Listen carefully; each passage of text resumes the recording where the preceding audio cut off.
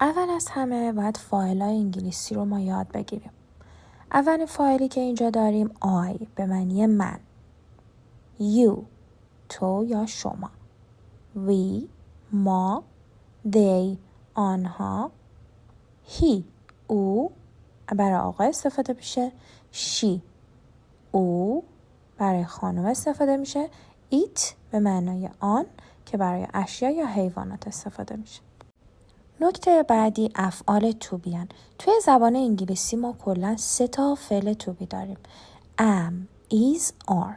حالا میخوایم معنیش رو بدونیم. اگر معنی این فعلای to be رو بدونیم به راحتی میتونیم با اون فاعل ها جمله بسازیم. am به معنی هستم.